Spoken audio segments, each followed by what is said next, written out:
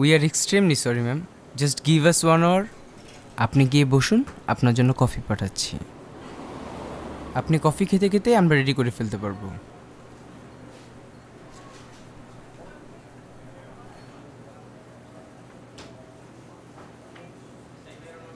শোনো, আমার ফিরতে একটু দেরি হবে। কেক রেডি হতে আরও 1 ঘন্টা লাগবে। আগেই তো অর্ডার করা, ওরা ডেলিভারি ডেট লিখতে ভুল করেছে। এখন আর কি বলবে? Sorry madam, sorry madam.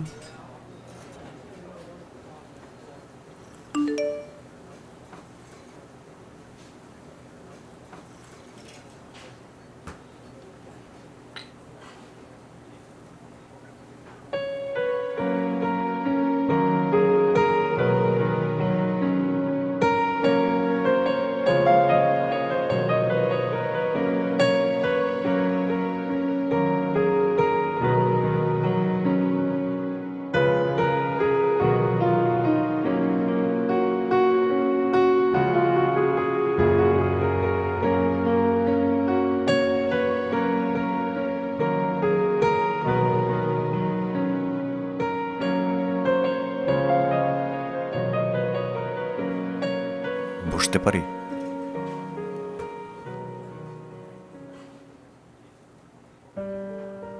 তোমার পাশে বসতে এখন অনুমতিও চাইতে হচ্ছে, তাও সেই অনুমতি ঠিক মতো পেলাম কিনা ঠিক বুঝতে পারলাম না। কেমন আছো? ভালো আছি। জানতে চাইবে না আমি কেমন আছি? হ্যাঁ, কি অবস্থা তোমার? সব ঠিকঠাক? চলছে।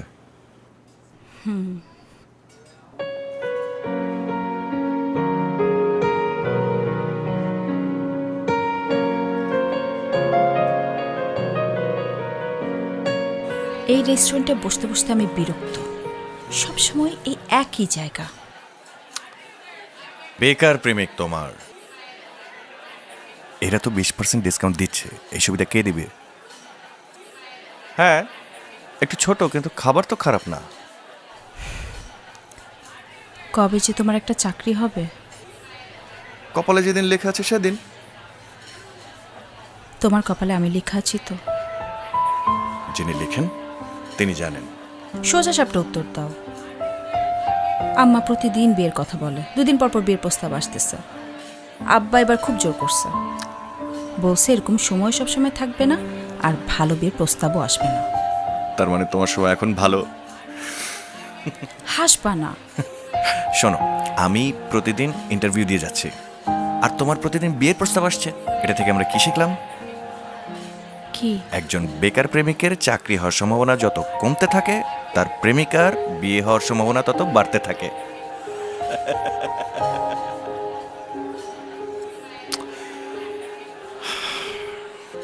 এখানে কোনো কাজে? আমার বাচ্চার বার্থডে, ওর কেক নিতে এসেছিলাম। Oh, you have a baby? Congratulations. বাচ্চা কত বড় হয়েছে? Thank you. আমার মেয়ের বয়স 4।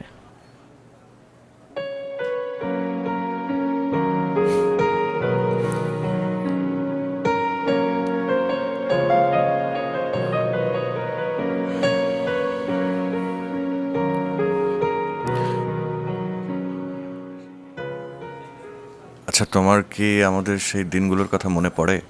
না। কখনই না।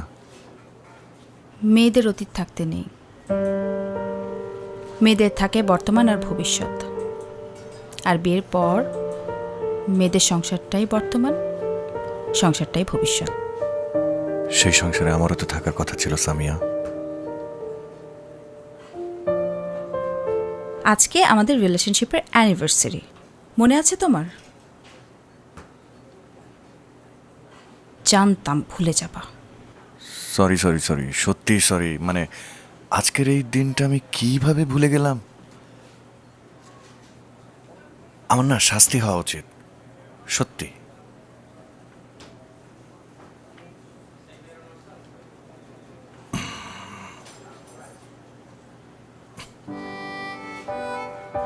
তোমার মনে ছিল? কি এটা? খোলো।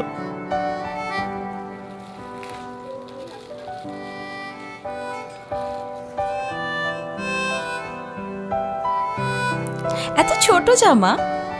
শোনো, আমাদের যখন বিয়ে হবে, ছোট্ট তুলতুলে পরীর মতো একটা মেয়ে বাচ্চা হবে। এই জামাটা তার জন্য রেখে দিও। সত্যি?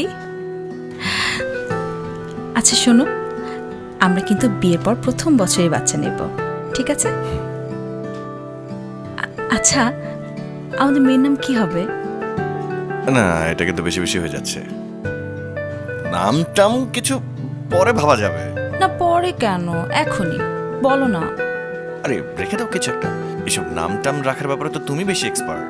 না, তোমাকেই রাখতে হবে, এখনই বলো। আরে নাছর বান্দা, তুলতুলে বাচ্চার নাম তুলতুল টুলটুল কিছু একটা রেখে দিও। হ্যালো মা, তুমি কখন আসবে? এই তো মা চলে আসছি, আর কিছুক্ষণ। তো লেট। তুমি একটু বাবার সাথে খেলা করো না মা, আমি এক্ষুনি চলে আসছি। Okay okay. Okay by.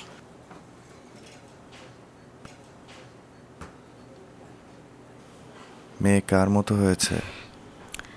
বাবার মতো।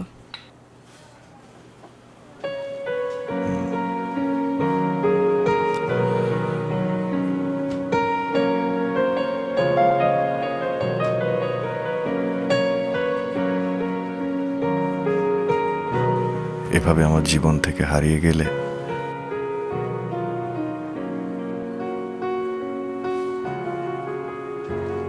হারাতে না চাইলে ধরে রাখতে জানতে হয়। শুধুই কি আমার দোষ? তুমি সেদিন কল ধরনি কেন? তার আগে 3-4 দিন তোমার মোবাইল কেন বন্ধ ছিল? কোথায় ছিলে তুমি? আব্বা খুব সিরিয়াস, আম্মার কথা এবার শুনবে না। সাথে আছে বড় ভাইয়া, আমাকে জাস্ট বাসা থেকে বিয়ে দিয়ে দিবে। ওনার প্রেম ভালোবাসা ভালো মন্দ কিছু বুঝতেছে না, ওনারা আমাকে জাস্ট বিয়ে দিয়ে দিবে। হাসান, তুমি একটু স্থির হও। সব কিছুরই তো সমাধান আছে, তাই না? হাসান, তুমি আমার জীবনের প্রথম। আমি আমার জীবনের শেষ দিন পর্যন্ত তোমার সাথে থাকতে চাই।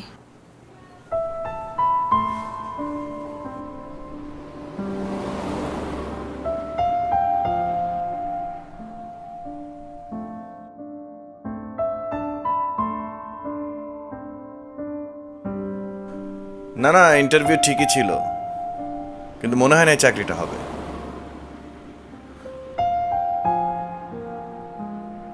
সামিয়া, কিছু হলো? ভালো কিছু হলে তো আমিই তোমাকে জানাবো। তুমি এত অস্থির হচ্ছ কেন? রাখো।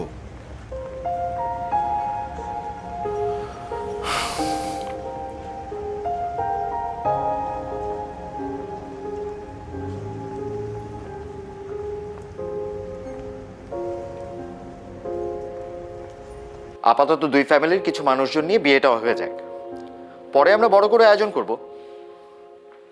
জি।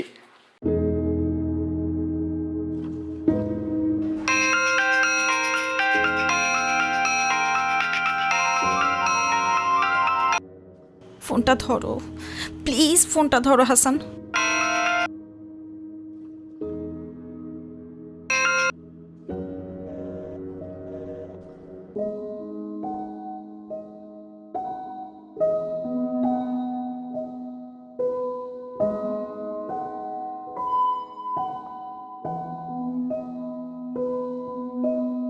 দুঃখিত, কাঙ্ক্ষিত নম্বরটিতে এই মুহূর্তে সংযোগ দেওয়া সম্ভব।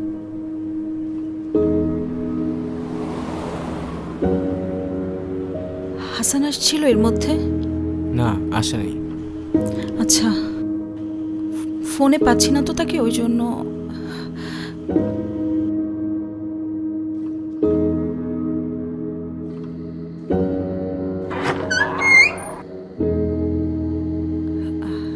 হাসান বাসায় আছে না?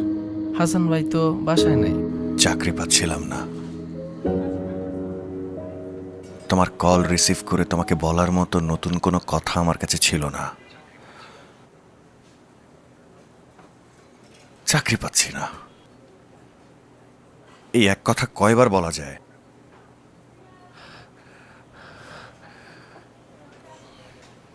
তাই মোবাইল বন্ধ করে রেখেছিলাম। জেদ করেছিলাম চাকরি পেয়েই তোমাকে কল করব, করেছিলামও।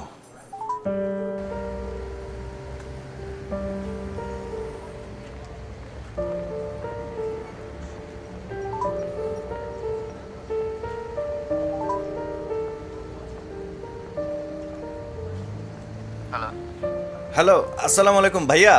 ওয়ালাইকুম সালাম। ভাইয়া সামিয়া কোথায়? অনেকক্ষণ ধরে কল দিয়ে যাচ্ছি। ওকে একটু ফোনটা দিবেন, একটা খুশির সংবাদ দেওয়ার ছিল। আমারও তো তোমাকে একটা খুশির খবর দেওয়ার আছে। কে আগে বলবে এখন? ভাইয়া আপনি বড়, আপনি আগে বলেন। আজ সন্ধ্যায় সামিয়ার বিয়ে হয়ে গেছে।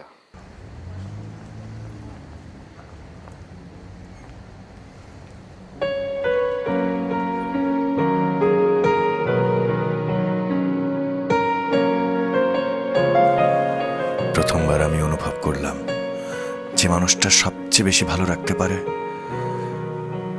সে মানুষটা সবচেয়ে বেশি কষ্টও দিয়ে যেতে পারে। এত কিছুর পরেও আমি তোমার কাছে এসে কথা বলছি কেন জানো? কারণ সবকিছুর পরও তুমি আমার প্রথম প্রেম। এই প্রেম আমাকে হাসিয়েছে, জীবনে মনে রাখার মতো কিছু মুহূর্ত দিয়েছে এবং কাঁদিয়েছে। কিন্তু তোমার কাছে এই প্রেম মূল্যহীন। স্বামী সংসার নিয়ে সুখেই আছো।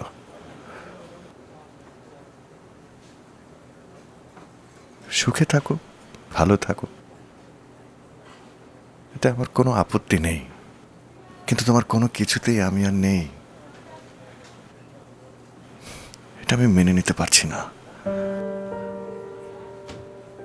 যেন তোমার সামনে একজন অপরিচিত আমি। এক্সকিউজ মি ম্যাম, আপনার কেকটা রেডি, প্লিজ চেক করে জানাবেন। চেক করা লাগবে না, আপনি প্যাক করে গাড়িতে দিয়ে যান। ওয়েট, আচ্ছা, আমাদের মেয়ের নাম কি হবে?